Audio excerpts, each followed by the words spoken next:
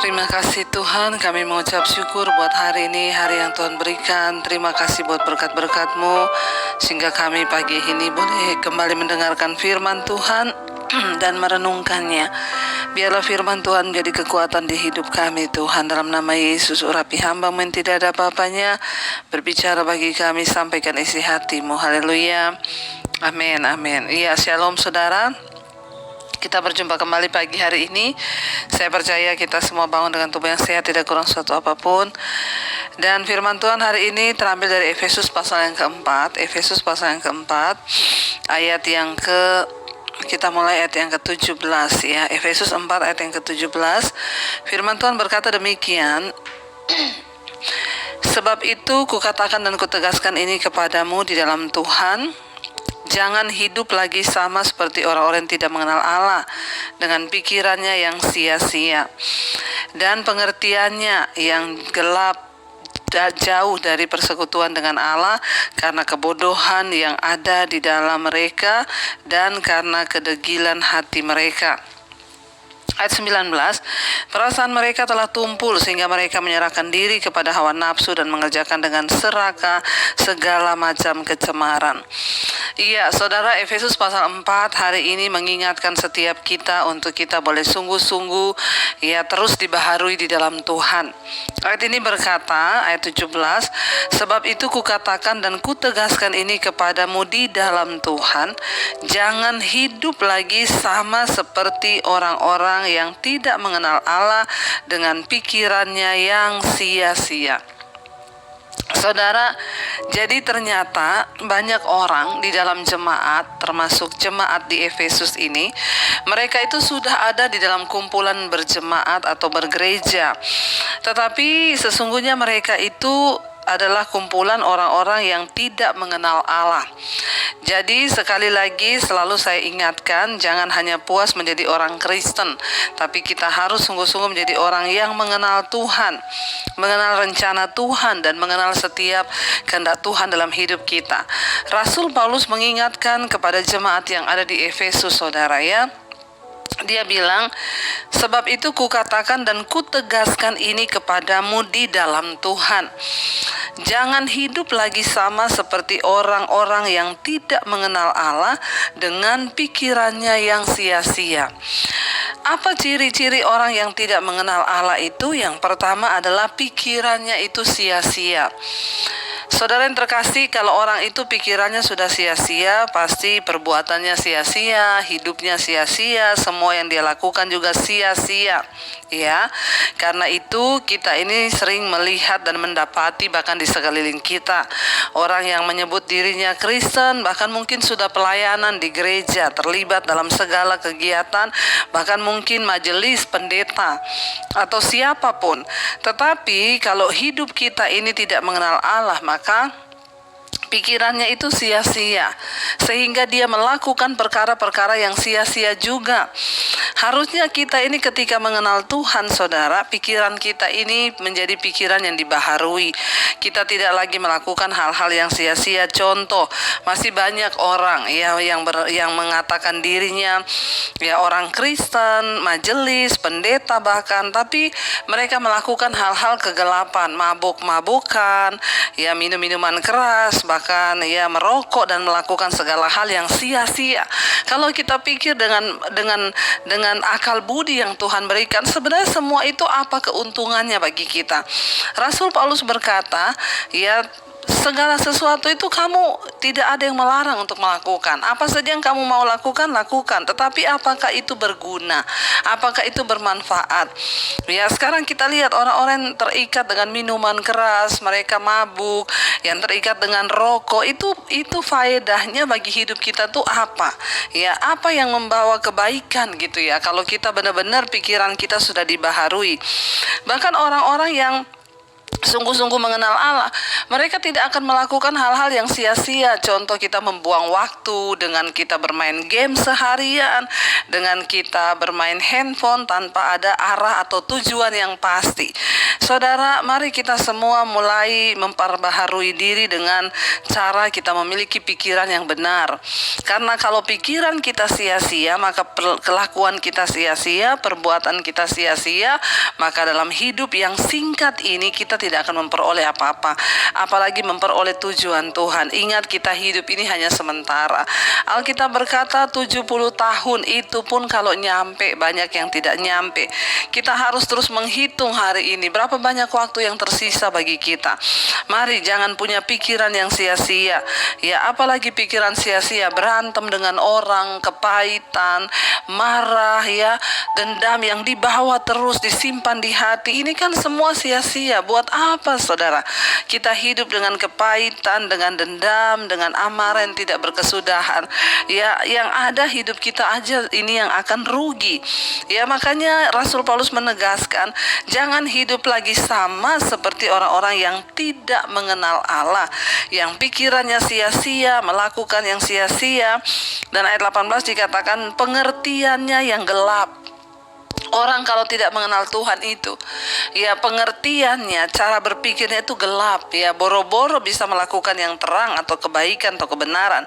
Ya, pengertiannya saja gelap, jauh dari hidup persekutuan dengan Allah karena kebodohan yang ada di dalam mereka dan karena kedegilan hati mereka. Orang yang tidak mengenal Tuhan itu hidupnya jauh dari persekutuan dengan Tuhan. Ini bukan berbicara tentang datang ibadah di gereja. Oh, saya itu tiap minggu loh Bu ke gereja. Enggak. Orang yang memiliki persekutuan pribadi dengan Tuhan itu berbicara tentang kita memiliki hubungan pribadi dengan Tuhan. Itu bukan hanya digambarkan ketika ada di gereja, saudara, tetapi kita membangun kehidupan kita di dalam kebenaran, dalam firman. Bahkan hidup kita terus tiap hari dibaharui dan dibaharui. Kenapa, saudara? Karena hanya orang-orang yang mengalami Tuhan, pikirannya dibukakan, pengertiannya diterangi, mereka lah yang akan melihat hidup yang berkualitas di dunia ini. Nasibmu akan berubah, saudara. Tidak ada nasib yang tidak dapat diubahkan. Tetapi saya selalu berkata, perubahan nasib itu akan diikuti oleh perubahan karakter.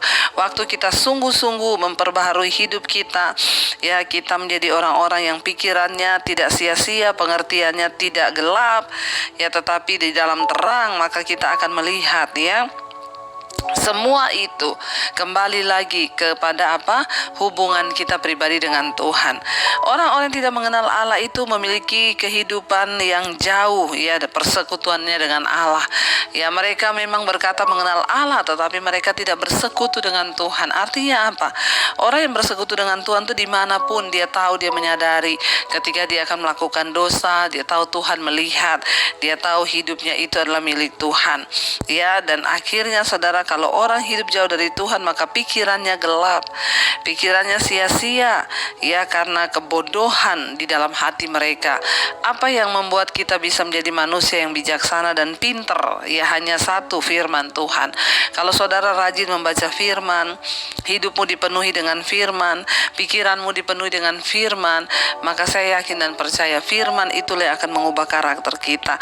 Bahaya sekali, saudara. Orang yang tidak mengenal Tuhan itu, saudara, dikatakan ayat 19, perasaan mereka tumpul sehingga mereka menyerahkan diri kepada hawa nafsu dan mengerjakan dengan serakah segala macam kecemaran.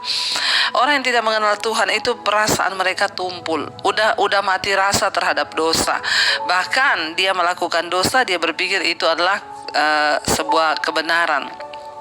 Orang kalau pikirannya tumpul, kita mau nasihati seperti apa juga itu, saudara, ya, susah, kecuali dia mau berbalik kepada Tuhan, menyerahkan hidupnya kepada Tuhan. Karena itu saya berdoa, biarlah kita semua hari-hari ini semakin hari semakin mendekatkan diri kepada Tuhan. Jangan sampai perasaan kita menjadi tumpul sehingga kita ini mengerjakan dengan serakah segala macam kecemaran, segala macam dosa, segala macam hal-hal yang tidak berkenan, ya, bahkan katakan ya kita menyerahkan diri kepada hawa nafsu. Ya, saya berdoa supaya setiap saudara sungguh-sungguh diubahkan Tuhan. Kita semua menjadi manusia yang baru, yang senantiasa mengenal segala jalan-jalan Tuhan, agar hidup kita semakin hari semakin berkenan di hadapannya. Saudara, mari kita mau renungkan firman ini, kita mau tundukkan kepala. Mari kita sama-sama datang kepada Tuhan, saudara, membawa hidup kita kepada Tuhan. Hanya Dialah yang sanggup mengubahkan hidup kita. Hanya Dialah yang sanggup menjamah. Kuncinya hanya kita mau buka hati di hadapan Tuhan. Kuncinya kita berserah kepada Dia. Kuncinya kita mau menyerahkan seluruh hidup kita kepada Tuhan, supaya hidup kita boleh sungguh-sungguh diubahkan dan dipulihkan. Mari datang kepada Tuhan pagi hari ini. Katakan, kami buka hati di hadapan hadirat-Mu Tuhan. Ku buka hati untuk jamahan-Mu, berserah penuh di hadirat-Mu. Kau ambil alih seluruh hidupku di altar-Mu. Menyembah kami buka hati untuk jamahan-Mu, berserah penuh di hadirat-Mu. Kau ambil alih seluruh hidupku di altar-Mu. Menyembah-Mu. Kami buka hati bagi-Mu Tuhan. Ambil alih seluruh hidup kami. Saat kami datang berserah kepada-Mu Bapa, saat kami membuka hati kami bagi Tuhan, maka saat itulah Tuhan Engkau ambil alih seluruh hidup kami. Apa yang tidak sanggup kami lakukan karena keterbatasan kami sebagai manusia, itu akan dilakukan oleh Tuhan di dalam hidup kami. Terima kasih Tuhan Yesus, Engkau yang mati bagi kami. Engkau menyerahkan seluruh hidup-Mu bagi kami, supaya kami menjadi ciptaan yang baru Bapa. Kami tidak mau hidup sama seperti orang yang tidak mengenal Allah. Kami mau sungguh-sungguh mengenal Tuhan dan jalan-jalan-Mu dalam hidup kami. Kami ingin menjadi orang-orang yang bukan hanya sekedar Kristen, tetapi kami mengenal Tuhan dan kebenaran-Nya.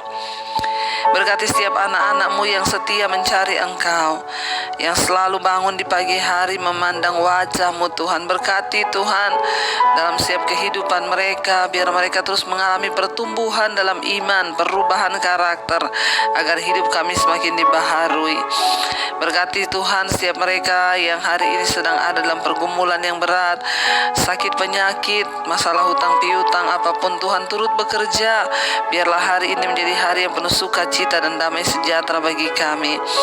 Sertai setiap mereka yang bekerja Tuhan hari ini, yang bekerja di rumah, di luar kota. Tuhan menyertai, melindungi, menjagai yang sekolah, yang kuliah. Tuhan juga menjagai. Tutup bungkus dengan kuat kuasa darah-Mu Bapa, agar hidup kami senantiasa memuliakan nama Tuhan. Berkati Tuhan untuk setiap mereka juga yang berulang tahun pada hari ini, umur panjang di tangan kanan, kekayaan hormat di tangan kiri, ketika kami sungguh-sungguh hidup mencari perkenanan Tuhan. Kami berdoa semakin bertambah kedewasaan jasmani, bertambah pula kedewasaan rohani di dalam Tuhan. Terima kasih Tuhan, menyerahkan bangsa dan negara kami dalam tangan-Mu. Engkau memberkati bangsa dan negara ini Tuhan. Biarlah anugerah-Mu tercurah bagi Bapak Presiden Jokowi, wakilnya, seluruh jajaran kabinet, TNI, Polri juga Tuhan menyertai. Terima kasih Bapa. Kami sama-sama menyerahkan hidup kami dalam tangan Tuhan pada pagi hari ini. Mari kita berdoa. Bapa kami, Saudara, Bapa kami yang ada di dalam sorga, dikuduskanlah nama-Mu. Datanglah kerajaan-Mu, jadilah kehendak-Mu di bumi seperti di sorga. Berikanlah kami pada hari ini makanan kami yang secukupnya, dan ampuni kami akan kesalahan kami, seperti kami juga mengampuni orang yang bersalah kepada kami. Janganlah membawa kami dalam pencobaan, tapi lepaskan kami daripada yang jahat, karena Engkau yang punya kerajaan dan kuasa dan kemuliaan sampai selama-lamanya. Mari buka hati dan tanganmu, saudara, terimalah kiranya berkat dari Allah Bapa, cinta kasih Tuhan Yesus Kristus, penyertaan Allah Roh Kudus menyertai hidupmu mulai hari ini bahkan sampai kali yang kedua. Tuhan Yesus datang menjemput kita, nama kita tercatat dalam kitab kehidupan. Dalam nama Tuhan Yesus yang percaya diberkati Tuhan, katakan bersama, amin, amin, amin. Tuhan Yesus memberkati. Shalom dan Immanuel.